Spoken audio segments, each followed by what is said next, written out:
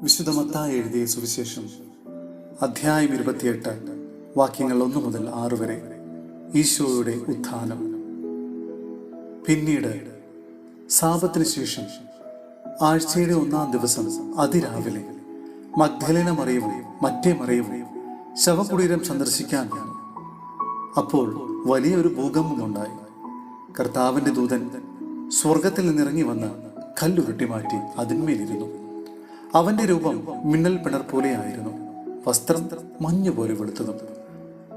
അവനെക്കുറിച്ചുള്ള ഭയം നിമിത്തം കാവൽക്കാർ വിറപ്പുകൊണ്ട് മരിച്ചവരെ പോലെയായി. ദൂതൻ സ്ത്രീകളോട് പറഞ്ഞു, നിങ്ങൾ ഭയപ്പെടേണ്ട. ക്രൂശിക്കപ്പെട്ട ഈശോയെയാണ് നിങ്ങൾ അന്വേഷിക്കുന്നതെന്ന് എനിക്കറിയാം. അവൻ ഇവിടെയില്ല. താൻ അരുൾ ചെയ്ത പോലെ അവൻ ഉയർപ്പിക്കപ്പെട്ടു. അവൻ കിടന്ന സ്ഥലം വന്നു കാണുവിൻ. സഹോദരരെ, വിശുദ്ധ പൗലോസ്ലീഹ റോമായിലെ സഭയ്ക്ക് എഴുതിയ ലേഖനം അധ്യായം 6 വാക്യങ്ങൾ 1 മുതൽ 14 വരെ. മിശിഹായുടെ മരണോത്ഥാനങ്ങളിലുള്ള പങ്കുചേരൽ. നാം എന്താണ് പറയേണ്ടത്? കൃപ സമൃദ്ധമാകാൻ വേണ്ടി പാപത്തിൽ തുടരണമെന്നും ഒരിക്കലും അരുത്. പാപത്തിന് മരിച്ചവരായ നാം ഇനി അതിൽ ജീവിക്കുന്നത് എങ്ങനെ? ഈശോ മിശിഹായോട് ഐക്യപ്പെടാൻ മാമോദീസ സ്വീകരിച്ച നാം എല്ലാവരും അവന്റെ മരണത്തിൽ മാമോദീസ സ്വീകരിച്ചതെന്ന് നിങ്ങൾക്കറിഞ്ഞുകൂടെ? അങ്ങനെ അവന്റെ മരണത്തോട് ഐക്യപ്പെടുത്തിയ മാമോദീസായ നാം അവനോടൊത്ത് സംസ്കരിക്കപ്പെട്ടു. അത് മിശിഹ മരിച്ചവരിൽ നിന്ന് പിതാവിന്റെ മഹത്വത്താൽ ഉയർത്തെഴുന്നേറ്റ പോലെ നാമും ജീവന്റെ പുതുമയിൽ നടക്കേണ്ടതിനാണ്.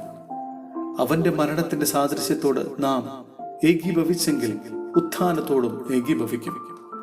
നാം ഇനി പാപത്തിന് അടിമപ്പെടാതിരിക്കത്തക്ക വിധം പാപകരമായ ശരീരം ഇല്ലാതാക്കാൻ വേണ്ടി നമ്മിലെ പഴയ മനുഷ്യൻ അവനോടുകൂടെ ക്രൂശിക്കപ്പെട്ടിരിക്കുന്നെന്ന് നമുക്കറിയാമല്ലോ.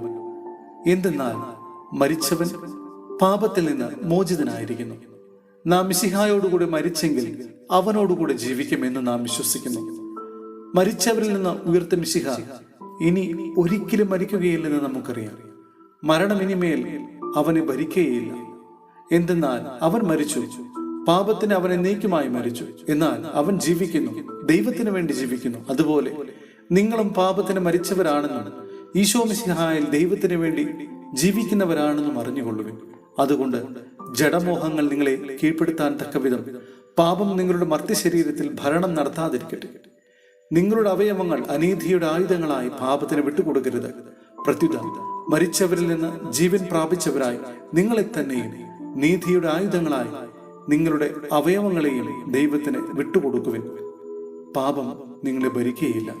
കാരണം നിങ്ങൾ നിയമത്തിന് കീഴല്ല, കൃപയ്ക്ക് കീഴാണ്.